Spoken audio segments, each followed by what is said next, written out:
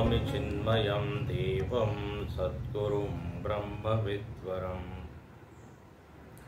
ॐ सहना भवतु सहनौ भुनक्तु सह वीर्यं करवावहै तेजस्विनावधीतमस्तु मा विद्विषावहै।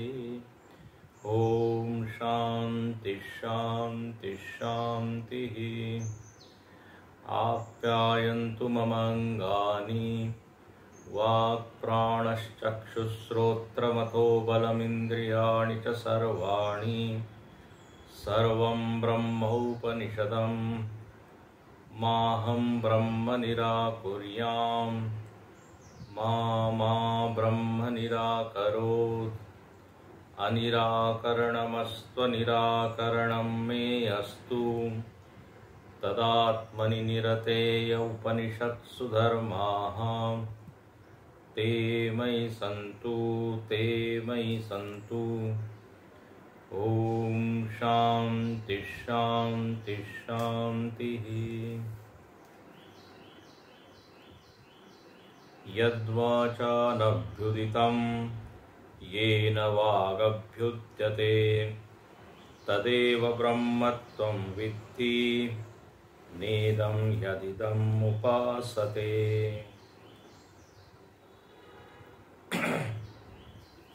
भाष्यकार ने इस चतुर्थ मंत्र पर जो भाष्य लिखा, कल जो हमने देखा था उसको हम पढ़ रहे हैं। पृष्ठ क्रमांक 36 पर, जहां से ये वाणी का वर्णन शुरू हुआ है। यह चैतन्य मात्र सत्ताकम वाचा वागिति जिह्वा मूलादि अष्टसु स्थानेषु विषक्तम आग्नेयम वर्णानाम अभिव्यंजकम करणम वर्णाश्च अर्थ संकेत परिच्छिन्ना एतावत् एवं क्रम प्रयुक्ता इति एवं तद अभिव्यंग शब्दः पदम वाक् इति उच्यते। अकारो वै सर्वावाक् सा एषा स्पर्श अंतस्थ ऊष्मभिर्व्यज्यमाना बहुवी नाना रूपा भवति इति श्रुतेः। मितम् अमितं स्वरः सत्य अनृते एव विकारो यस्या। यहां तक हम लोग कल देख चुके हैं। जब श्रुति माता कहती है कि वाणी के द्वारा ब्रह्म का प्रकाशन नहीं होता, तो भाष्यकार को यहां लगा कि पहले वाणी क्या है इसको अच्छे से समझ लिया जाए। इसलिए हम लोगों पर कृपा करते हुए उन्होंने वाणी का विश्लेषण किया, वाणी का चिंतन किया। प्राय हम लोग वाणी मतलब क्या, जो बोल रहे हैं वो वाणी, इतना ही हम मानते हैं। लेकिन यहां पर कल हमने देखा कि भाष्यकार ने उसके 4 आयाम बताए। और जो चैतन्य है वही वाणी है। आगे और आएगा, चैतन्य के बिना वाणी की कोई सत्ता नहीं। दूसरा, वाणी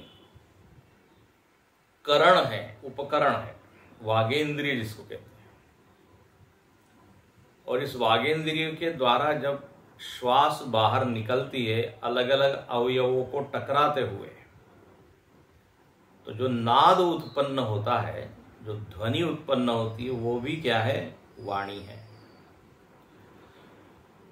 और उस नाद को लोगों ने आकार में कन्वर्ट कर दिया,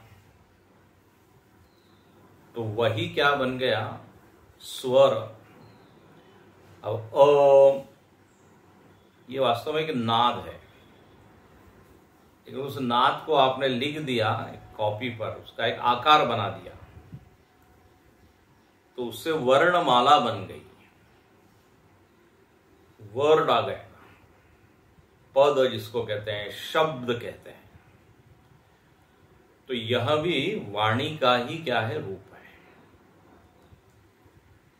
पद, शब्द, वाक्य, निबंध, पुस्तक, ग्रंथ सब वाणी रूप है। श्रुति ने एक बहुत ही अच्छी बात कही कि मूल में अ वर्ण है, अकारो वही सर्वावाक। बोले सारे जो वर्ण है वो निकलते कहां से, अ से। इसलिए बोल दिया कि मानो कि अ ही सारी वाणी है। तो बहुत बड़ा स्टेटमेंट है ये। आकारो वही सर्वावाक, मतलब बस आकार को ही तुम मानो कि सारी वाणी है। अच्छा, अब ये जो ध्वनि निकलती है, श्वास जब निकलती है तो उससे उसका आघात होता है 8 स्थानों पर। भाष्यकार ने कहा यह 8 स्थानों पर उसका निवास है। तो 8 स्थान क्या है, तो यहां पर लिखते हैं, आनंद गिरी जी ने लिखा है। कल इसका थोड़ा हमने उल्लेख कर दिया था, लेकिन आज को और स्पष्ट कर देते हैं। अष्टौ स्थानानि वर्णानाम उरह, उर मतलब हृदय। फिर दूसरा है कंठ, कंठ थ्रोट जिसको कहते हैं। फिर शिरह, शिर कोई मूर्धा भी कह सकते हैं। 3 हो गए। फिर जिह्वा मूल, जहां जिह्वा का मूल है। कंठ अलग है और जिह्वा मूल अलग है, तो 4 हो गए, जिह्वा मूल। फिर दंताहा, दंता मतलब दांत, 5। फिर नासिका, कोई कोई लोग नाक में बोलते हैं, तो वो क्या है, नासिका भी एक स्थान बन जाता है। 6 हो गए। फिर औष्ठ, ओठ, ओठ को हिलाना पड़ता है तभी जाके नाद या वर्ण या वाणी उत्पन्न होती है। 7 हो गए। और 8वां है तालु, ये जीभ जो ऊपर टकराती है उसको कहते तालु। तो यह 8 स्थान है। भाष्यकार ने कहा जिह्वा मूलादि 8सु स्थानेषु विषक्तम, यहां पे ये रहती है। फिर ये कौन से वर्ण कहां से निकलते हैं, इसका भी अध्ययन आचार्यों ने किया। संस्कृत भाषा बहुत ही क्या कहते हैं, साइंटिफिक है, वैज्ञानिक है। अलग अलग वर्ण के उच्चारण स्थान बताए। जैसे अब आपको सुना देते हैं, थोड़ी व्याकरण की कक्षा आज हो जाएगी। जितना याद रख सकते हैं याद रखिए। ये मुख्य विषय नहीं है, मुख्य विषय तो ब्रह्म है, लेकिन अध्ययन के लिए एक अच्छा इंटरेस्टिंग विषय है। संस्कृत में ये बताया कि यदि आप क बोल रहे हो, अ बोल रहे हो, तो बोले कहां से बोल रहे हो, उसका उच्चारण स्थान बताइए। तो इसे सूत्र लिख दिए लघु सिद्धांत कौमुदी में। हाँ, ये सूत्र आते हैं। अकूह विसर्जनीयानाम कंठ। अब इसको आपको लिखने की जरूरत नहीं है, और जितना समझ सके समझे, क्योंकि संस्कृत है, उसमें लिखने में कई बार दोष आ जाता है। तो बोले अकूह विसर्जनीयानाम कंठ, कंठ से कितने वर्णों का उच्चारण होता है, ये एक लाइन में बोल दिया। बोले कौन कौन, तो कहा अ, ये अ का उच्चारण कंठ से होता है। फिर कु, अकुह, तो कु से पूरा क वर्ग लेना है। क, ख, ग, घ, ञ, तो ये क्या हो गया, कंठ से उच्चरित होने वाले वर्ण, क, ख, ग, घ। देखिए आप कंठ से ही बोलते हैं क ख ग घ अ। और विसर्जनीय, विसर्जन मतलब विसर्ग, जो कोई भी विसर्ग होता है ह आता है ना अंत में, ह राम ह, तो उसमें भी कंठ का उच्चारण। तो पूरा क वर्ग और अ और ह ये कंठ से है। अकूव विसर्जनीयानाम कंठ। इचू यशाणाम तालु, इचू यशाणाम तालु, ई तो बोले इसमें तालु का उपयोग हो रहा है। और च छ ज झ ञ इसको बोलते च वर्ग, क ख ग घ ङ इसको बोलेंगे क वर्ग,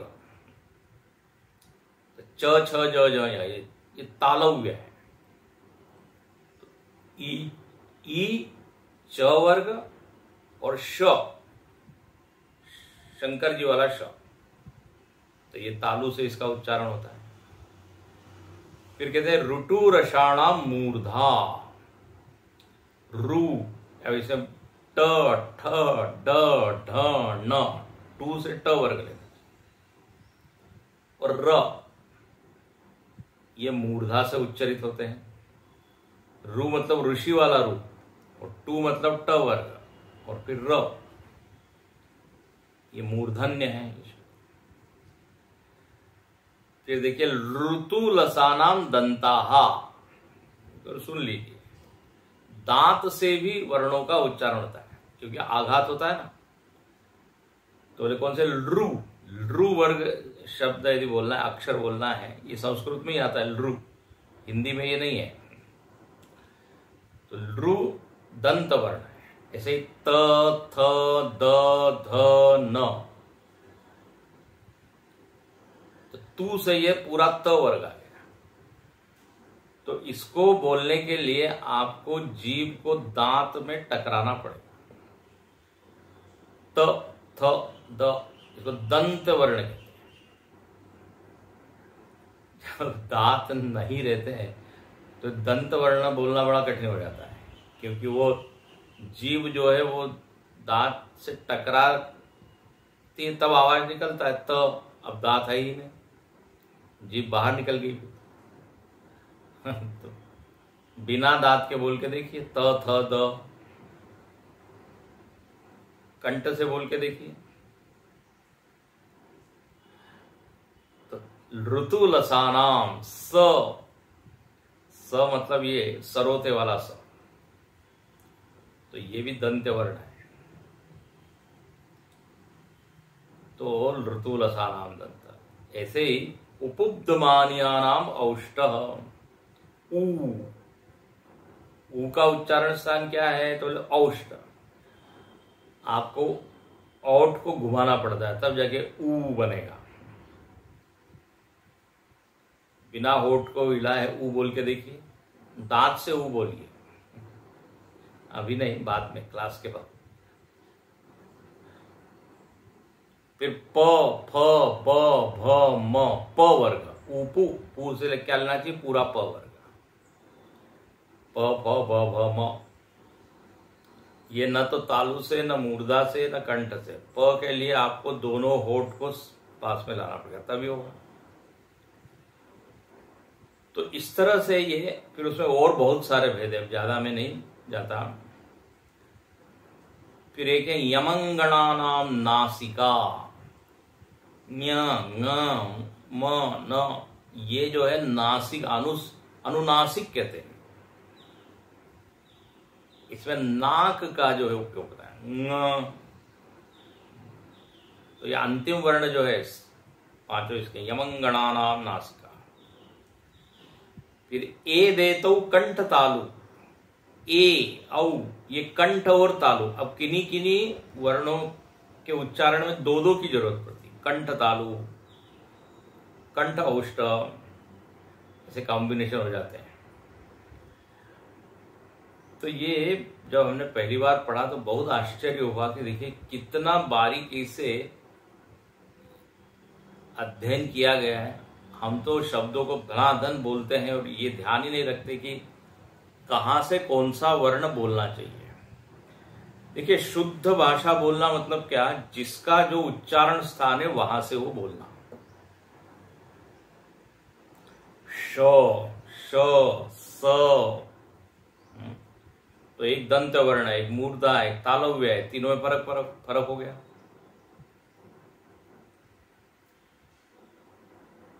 तो यहां पर भाष्यकार ने केवल संकेत कर दिया कि इन स्थानों से ये उच्चारण होता है। फिर आप यदि ये व्याकरण पढ़ेंगे संस्कृत का तो उसमें बहुत विस्तार है इसका। कौन से वर्ण बोलने में शक्ति ज्यादा लगती है, शक्ति कम लगती है, उसको कहते हैं अल्प प्राण, महाप्राण। जैसे ये 5 वर्ग हो गए ना, क वर्ग, ट वर्ग, त वर्ग, प वर्ग, च वर्ग, उसको कहते हैं कचट तप। कचट तप मतलब क वर्ग में क ख ग आ गया, प वर्ग में प फ आ गया। तो अब इसमें यह बताया कि हर वर्ग का पहला, तीसरा और पांचवा ये जो वर्ण है ना, ये अल्प प्राण है, इसमें शक्ति कम लगती है। और जो दूसरा और चौथा जो वर्ण है उसमें ज्यादा शक्ति लगती है, उसको महाप्राण कहते हैं। जैसे क, ख, ग, घ, ङ, तो क, उसके बाद ग और ङ, ये अल्प प्राण हो गए। और बीच के जो दूसरा और चौथा घ, देखो घ में ज्यादा शक्ति, क, ख में भी ज्यादा, तो ख और घ दूसरा और चौथा। ऐसे आप हर वर्ण का कर लीजिए। तो अल्प प्राण, महाप्राण। जैसे च, ज, य, ये पहला, तीसरा, पांचवा, ये क्या हो गया, अल्प प्राण। च वर्ग का दूसरा वर्ण क्या है, च के बाद छ, छ में देखिए ज्यादा शक्ति लगती है। च, छ, ज, झ,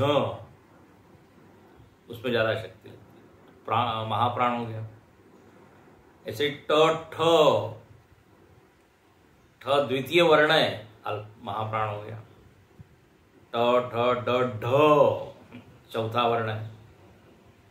तो द्वितीय और चतुर्थ आप एक यदि चार्ट बनाएंगे तो उसमें आप देखेंगे दूसरा और चौथा महाप्राण, पहला, तीसरा, पांचवा अल्प प्राण।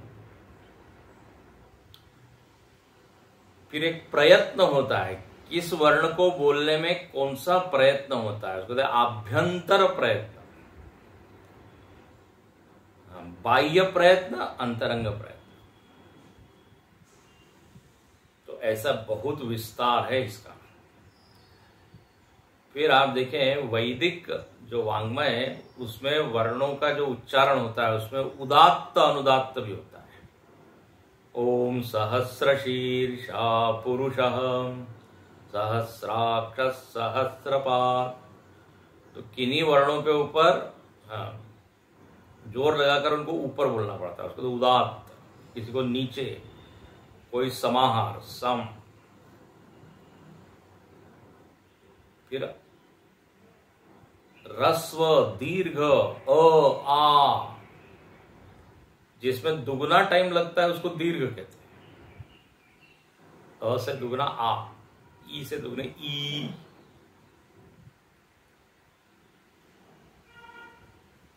ऐसा कहते हैं ये संस्कृत भाषा जब आप बोलते हैं तो आपके मुख में जितने उच्चारण स्थान है सबका उपयोग होता है और मुख के अवयवों की अच्छी एक्सरसाइज होती है, क्योंकि दांत, जिह्वा, कंठ, औष्ठ सब का उपयोग करना पड़ता है, तब जाके ये संस्कृत भाषा हम बोल सकते हैं। ये संस्कृत भाषा को देखिए देवनागरी लिपि में इसको लिखा गया। ये जो हिंदी या संस्कृत की जो लिपि है वो क्या है, स्क्रिप्ट क्या है, देवनागरी। देवनागरी का बड़ा अच्छा अर्थ होता है, बोले देवों के नगर में है ना जो भाषा बोली जाए वो ये संस्कृत है। तो संस्कृत सीख के रखना चाहिए। कभी किसी देवताओं से भेंट हो जाए, इंद्र आदि देव मिल जाए, तो वो तो इंग्लिश में नहीं बोलेंगे, संस्कृत में। थोड़ा संस्कृत का ज्ञान होना चाहिए। तो ऐसी ये भाषा, तो यहां पर लिख दिया कि ये अलग अलग उच्चारण स्थान, उसके प्रयत्न अलग, उसमें शक्ति अलग अलग लगती है। तो इस तरह से बहुत विस्तार है। यहाँ पे भाष्यकार थोड़ा संकेत करके अपने इंटरेस्ट को जगा देते हैं, बोले जरा इसको देख लीजिएगा, पढ़िएगा जब आपको समय हो। तो अकारो वही सर्वावाक, स्पर्श, अंतस्थ, ऊष्म, ये अलग अलग तरह के वर्ड। अच्छा, फिर यह लिखते हैं कि 5 तरह के जो वाणी व्यवहार में, समाज में है, वो सब के सब वाणी के ही रूप है। ऋग्वेद, यजुर्वेद, सामवेद, अथर्ववेद, ये सब वाणी के ही रूप है। और उसको मितम, अमितम, स्वर, इससे बोल दिया। कल बताया था मितम मतलब ऋग्वेद, अमितम यजुर्वेद, स्वर सामवेद। अब जब तीनों का नाम लिया है तो उसमें अथर्ववेद को भी आप इंक्लूड कर लीजिए। बोले अथर्ववेद को तो छोड़ ही दिया। इसको कहते हैं उपलक्षण। 3 वेदों का नाम लिया है तो चौथा वेद भी इसमें आ जाएगा। तो वो भी वाणी ही है। वैदिक वांग्मय भी पूरा वाणी का ही विस्तार है। हाँ, और ये सच और झूठ, सत्य अनृत, इसको देखिए वेद से अलग कर दिया है। हाँ भाई, व्यवहार में सच्चा झूठा होता है, दिस डिफरेंट। ये जो लौकिक वाणी, हाँ, समाज में गप लड़ा रहे हैं, बातें कर रहे हैं, उसमें है ना, ये अभी चुनाव का माहौल है, कौन सच बोल रहा है कौन झूठ बोल रहा है कुछ पता नहीं। तो ये सत्य अनृत बोल तो रहे हैं, तो वो वाणी का ही रूप है। सत्य अनृत एव विकार यस्या, जिसके ये सब विकार हैं उसको कहते हैं वाणी। अच्छा, अब आगे चले। तो विकारो यस्या तया वाचा पदत्वेन परिच्छिन्नया करण गुणवत्या अनभ्युदितम अप्रकाशितम। देखो, ये वाचा शब्द पर अभी तक भाष्य लिखा। अब आते हैं कि ये जो वाचा, जिसका इतना विस्तार से वर्णन किया, जो पद के रूप में है, करण के रूप में है, शब्द के रूप में है, बोले उसके द्वारा अनभ्युदितम। अब ये अगला शब्द, यद्वाचानभ्युदितम। अनभ्युदितम मतलब अप्रकाशितम। बोले जितना ये वाणी का विस्तार है, संसार है, इसके द्वारा ब्रह्म का प्रकाशन होता नहीं। तो वैदिक, इसमें वैदिक को भी इंक्लूड कर लिया। हाँ, वैदिक और लौकिक तो कर ही नहीं सकता, तो दोनों शब्दों से नहीं वर्णन हो सकता। बोले ये जरा आप तो बार बार कहते रहे वेद ही प्रमाण है और वेद से ही आत्मा का ज्ञान होता है। वेदाहा प्रमाणम, वेदाहा प्रमाणम। मंडन मिश्र का जो तोता है वो भी ये बोलता था। शंकराचार्य जब गए मंडन मिश्र से मिलने, तो शंकराचार्य जी पूछते हैं कि उनका घर कहाँ है। तो किसी ने बताया कि जिनका तोता ये शब्द बोलता है, वेदाहा प्रमाणम, तोता भी संस्कृत बोल रहा है, बस वही मंडन मिश्र का है। तो क्या, तो वेद प्रमाण है, उपनिषद प्रमाण है। आप तो बहुत जोर शोर से बताते हैं प्रमाण मतलब ज्ञान का साधन। तो बोले ये आप यहां साफ मना कर रहे हैं कि वेद जो है उससे प्रमा की उत्पत्ति नहीं होती, अनभ्युदितम। ब्रह्मा का ज्ञान, आत्मा का ज्ञान नहीं होता।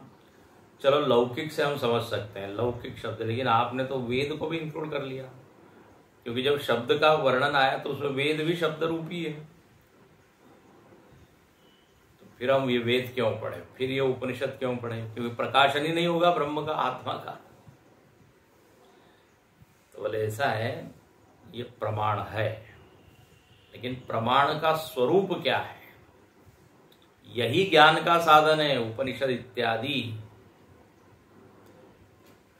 वेदांतो नाम उपनिषद प्रमाणम, बिल्कुल हम इस स्टेटमेंट पर स्थिर है। हम बोले फिर अभी इधर मना भी कर रहे हो कि अनभ्युदितम अप्रकाशितम। तो बोले देखिए ऐसा है, इसको कहते हैं प्रमाण तो है, लेकिन व्यावर्तकत्वम प्रमाणत्वम न तो ज्ञापकत्वम। ये वाक्य याद रखिए। बोलिए वेद जो है आत्मा का ज्ञान कराते हैं, उपनिषद आत्मा का ज्ञान कराते हैं। किस तरह कराते हैं? तो आत्मा का वर्णन नहीं कर सकते, अनभ्युदितम।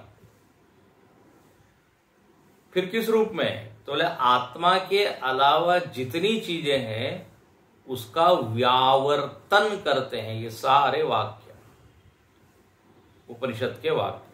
तो व्यावर्तकत्वम, व्यावर्तक मतलब हटाना। एक होता है व्यावर्तकत्वम, एक होता है ज्ञापकत्व। जैसे आपने आंख खोली तो एकदम वो वस्तु क्या हो गई? दिख गई, प्रकाशित हो गई। इसको कहते हैं ज्ञापकत्व। तो शब्द से आत्मा या ब्रह्म का वर्णन नहीं होगा, तो फिर कैसे होगा?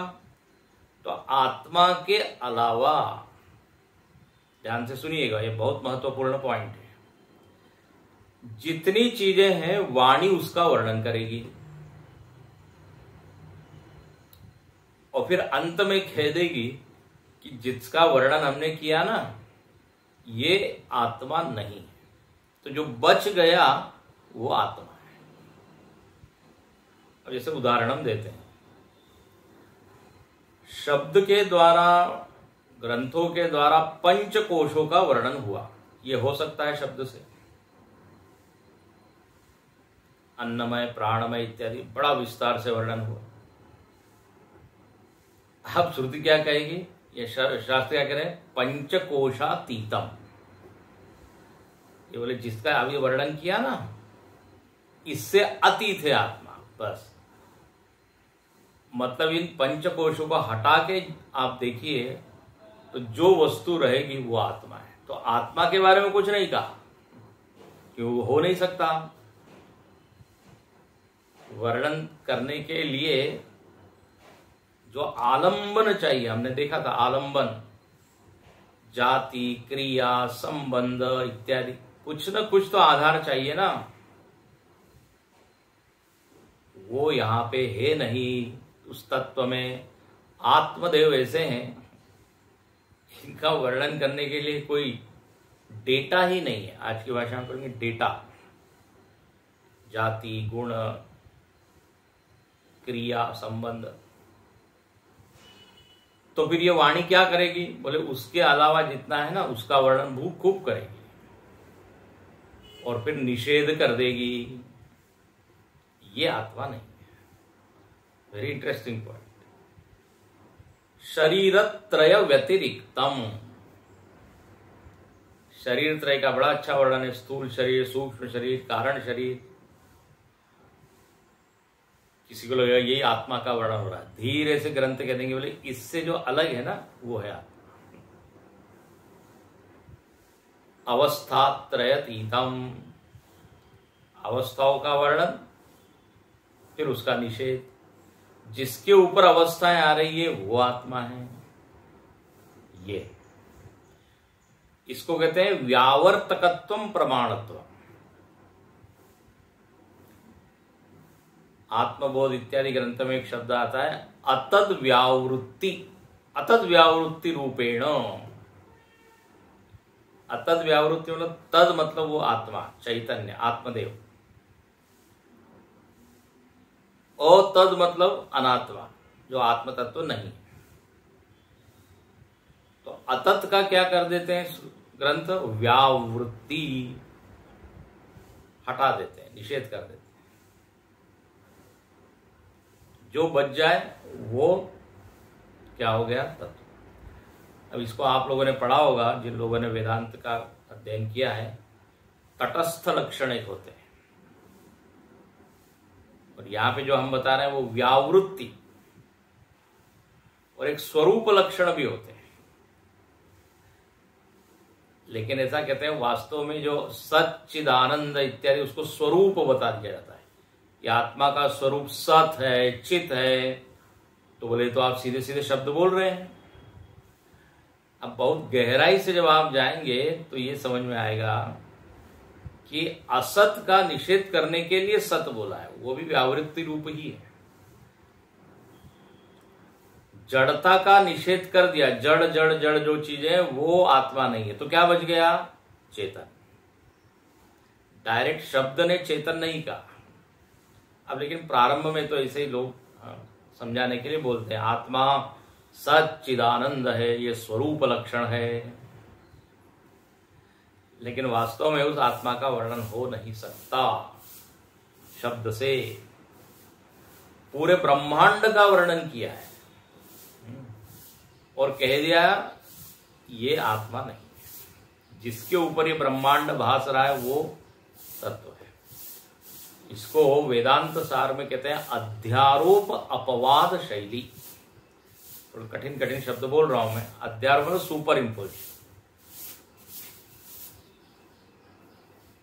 सुपर इम्पोजिशन का वर्णन किया है, कितनी चीजें आरोपित है, ये 3 शरीर, पंचकोश, अवस्थाएं, ये सब के सब आरोपित चीजें। इसका वर्णन तो वाणी कर सकती है, उसका प्रकाशन हो सकता है।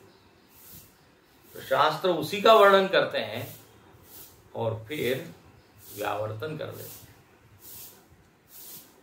इसीलिए यहां पर लिखा है अप्रकाशितम अनभ्युदितम। शास्त्र भी जिसको बता नहीं सकते। अब कहते हैं नेति नेति, ये आपने सुना होगा, मतलब ऐसा नहीं है, इतना ही नहीं है, जो वर्णन किया बोले उससे वो अलग है, तो वो विषय ही नहीं बनता वाणी का। अविषयत्व, इसलिए यहां लिखते हैं अनभ्युदिता। अच्छा, एक और पॉइंट बता देते हैं, जरा ध्यान से सुनिए। ये हमने जो चर्चा की है निर्गुण ब्रह्म की बात,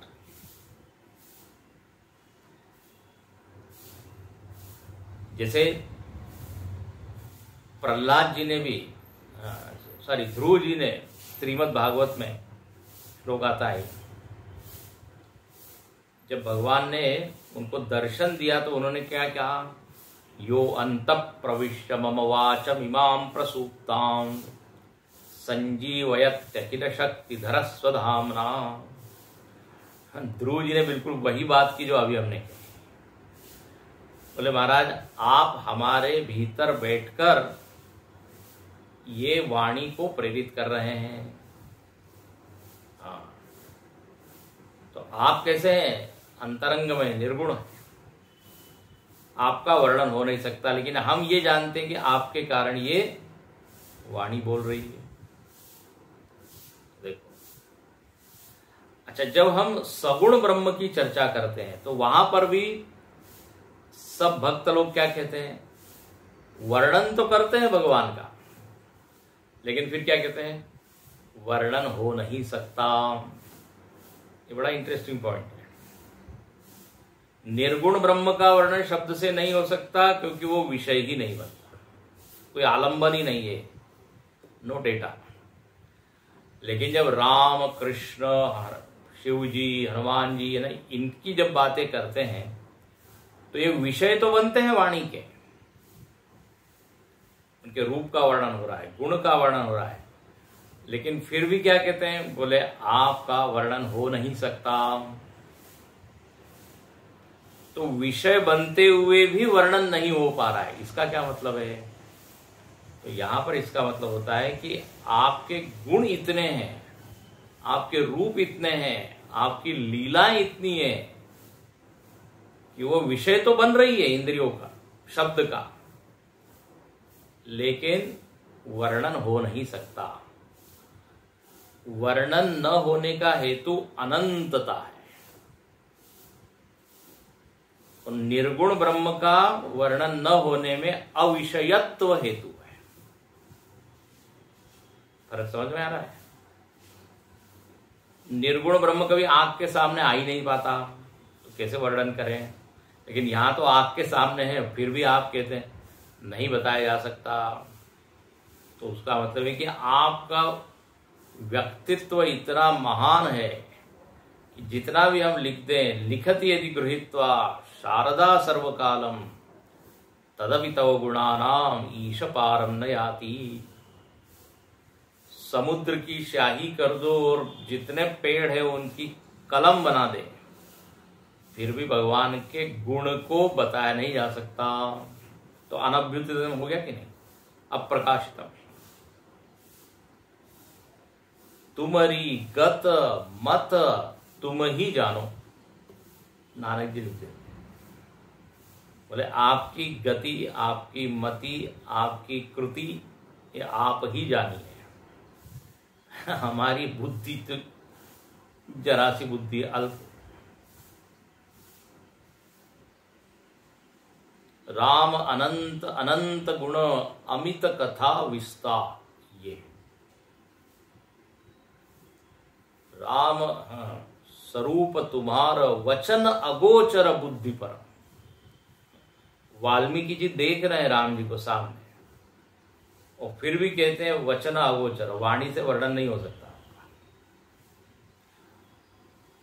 अब देखो मजेदार बात है, निर्गुण ब्रह्म तो अप्रमेय है, बनता ही नहीं प्रमेय, प्रमाण का विषय ही नहीं बनता, इसलिए वाणी से प्रकाशित नहीं होता।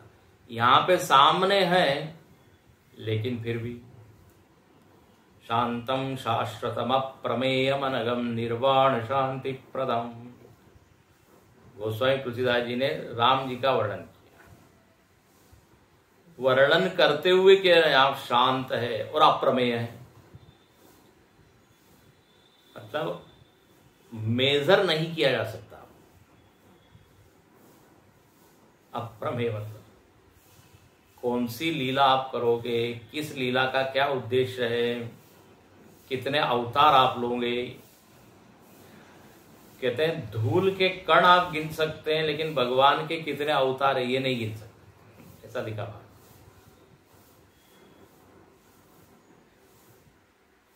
तो जब हम स्तोत्र इत्यादि पढ़ते हैं तो उसमें भक्त लोग कहते हैं जितना वर्णन हमने किया उतना ही आप है, ऐसा नहीं। अंग्रेजी में कहते हैं टिप ऑफ आइसबर्ग, वो इतना जो हिमशिला होती है समुद्र के ऊपर, उसका एक छोटा सा भाग दिखता है, उसके नीचे इतना बड़ा होता है। टाइटैनिक वैसे तो टकराया उससे जहाज, इतना समुद्र के नीचे शिलाखंड उसके टुकड़े हो गए होते, जहाज टकराया। तो दिखता ऊपर इतना सा है, इसलिए दो बात हो गई, निर्गुण ब्रह्म सगुण ब्रह्म दोनों ही अनभ्युदिता है, लेकिन उसका स्वरूप अलग है। एक विषय न होने के कारण वर्णन नहीं हो सकता, और दूसरा है अनंतता के कारण, उसके हर चीज अनंत है। तो इस श्रुति ने क्या कहा, यद्वाचा अनभ्युदितम, और आपको पहले बताया। तो बोले फिर ये वेद इत्यादि प्रमाण नहीं हुए तब तो प्रकाशित नहीं कर रहे, बोले नहीं, व्यावर्तकत्वम, व्यावर्तक के रूप में प्रमाण है। ब्रह्म सूत्र में भी ये काफी आया है, ज्ञापकत्व नहीं है। सीधे सीधे शब्द आत्मा का वर्णन कर दे ऐसा नहीं होगा, इसलिए यहां मना किया। अच्छा आगे चलिए। तो अप्रकाशितम अनभ्युदितम ये न ब्रह्मणा, जिस ब्रह्म के द्वारा क्या होता है, ये वाणी तो बोली जाती है लेकिन वाणी उसका वर्णन नहीं कर सकती।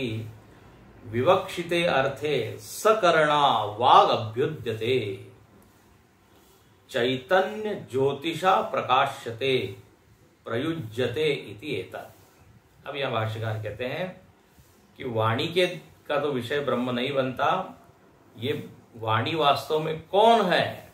तो देखिए, चैतन्य ज्योतिषा, जो वाणी का असली रूप क्या है? चैतन्य ही वाणी है। ये वाणी इतना बड़ा बड़ा बात कर रही है, यदि चेतन न हो तो वाणी की वाणी है, इसलिए जो आया ना, वाचो हो वा, असली वाणी कौन है? चैतन्य। अब इसी को यहां पर इसी का विस्तार करते हैं। अभी तक जो वर्णन हुआ वाणी का, वो क्या हुआ? पद है, शब्द है, वर्ण है, करण है, 8 जगह रहती है। अब यहां जो वर्णन कर रहे हैं, बोले वास्तव में जो वाणी है ना, वो चैतन्य ही है। पहले, हालांकि पहली पंक्ति में बोल दिया था कि जिसके कारण वाणी काम कर रही है, यह चैतन्य सत्तात्मकम बोला था। लेकिन अब यहां कहते हैं कि भाई वाणी मूल में क्या है? चेतन। देखो, यद वाचो वाग इति युक्तम वदन वाग। वही जो अभी हमने कहा, वाणी की भी जो वाणी है, मतलब क्या है? चेतन ही असली वाणी है, ये पहले बताया है। अब इसी को समझाते हैं। बोले यो वाचम अंतरो यमयति इत्यादि च वाजसनेय के। वाजसनेय के मतलब ये बृहदारण्यक उपनिषद। बृहदारण्यक उपनिषद में वर्णन आता है कि बोले जो आत्मदेव का वर्णन है कि जो वाणी के भीतर रहकर वाचम अंतरो यमयति, यमयति मतलब नियमयति, जो भीतर रहकर वाणी का नियमन करता है, वो है आत्मदेव। मतलब असली करने वाला कौन है? आत्मतत्व। ये वाणी तो ऊपर ऊपर का रूप। असली जो वाणी की आत्मा है, असली वाणी कौन है? चैतन्य। उसको हटा दिया जाए तो एक शब्द का उच्चारण नहीं होगा। ये कई बार होता है ना, सामने कोई होता है करने वाला और हमको लगता है वही कर रहा है, एक्चुअल में उसके पीछे वाला जो होता है ना, वो करता है। इसको तो केवल भेज देता है। रिमोट कंट्रोल होता है कि नहीं? पीछे से हैंडलर्स होते हैं, ये जो दहशतवादी, आतंकवादी इत्यादि, कहीं बैठ के वो कर रहे हैं। करने वाले वो होते हैं, लेकिन भेजते किसी और को। तो असली कौन है? तो उसको फिर पुलिस इन्वेस्टमेंट, क्या कहते हैं, इन्वेस्टिगेट करते हैं। ओह, बोले ये असली कल्प्रिट है। तो वो दिखता नहीं, दिखता क्या है? वो कोई व्यक्ति है। ऐसे ही यहां पर वाणी जो है दिख रही है, बात कर रही है, बोल रही है, लेकिन ये असल में कौन है? चैतन्य। ओ, यहां पर लिखते हैं, ये बृहदारण्यक उपनिषद में कहा। बोले हम तो यही मानते हैं कि जो बोलने वाली है यही है वाणी। बोले हाँ, वो तो है, लेकिन यदि असल में आप उसके अंतरंग में घुसे तो आपको दिखाई देगा चैतन्य ही वाणी है। बोले इसको आप और बताइए कैसे है? तो यहाँ उपनिषद से 2 मंत्र लेके बहुत ही अच्छे से ये बात सिद्ध करते हैं कि असली वाणी चैतन्य है। कैसे है? तो बोले देखो, उपनिषद में एक श्रुति आती है, या वाक् पुरुषेषु सा घोषेषु प्रतिष्ठिता कश्चिताम वेद ब्राह्मण। बोले ये जो वर्णों में प्रतिष्ठित है, वर्णों में जो स्थित है, वो कौन है? बोले वो वाणी है। अच्छा, वो कौन है? या ऐसा प्रश्न किया। ये जो घोष, घोष मतलब ये आवाज हम कर रहे हैं, जो बोल रहे हैं, पुरुषों में, पुरुषों में तो सारे मनुष्यों में, जीवों में एक वाक शक्ति है। बोलने की एक शक्ति है। बोले वो क्या है? कौन है वो? उसको केवल कुछ लोग ही जानते हैं। कश्चिताम वेद ब्राह्मण। इसके कारण ये वाणी बोल रही है, इसको कुछ लोग ही जानते हैं। और वो वाणी कहाँ है? पुरुषों में है, मनुष्यों में है। किस रूप में है? तो बोले वर्णों के रूप में, घोष के रूप में। तो कश्चित ताम, कौन उनको जानता है? ऐसा प्रश्न किया। ये जो वाणी बोली जा रही है किसके कारण बोली जा रही है? कोई कोई लोग ही जानते हैं। इति प्रश्नम उत्पाद्य प्रतिवचनम उत्तम। आगे की पंक्ति बोले क्या है वो, कौन है, किसके कारण वाणी बोल रही है? बोले कोई कोई लोग जानते हैं। अच्छा, जिन्होंने जाना उन्होंने क्या कहा? बहुत सुंदर। वाणी के बारे में क्या कहा? तो बोले सा वाग यया स्वप्ने भाषते।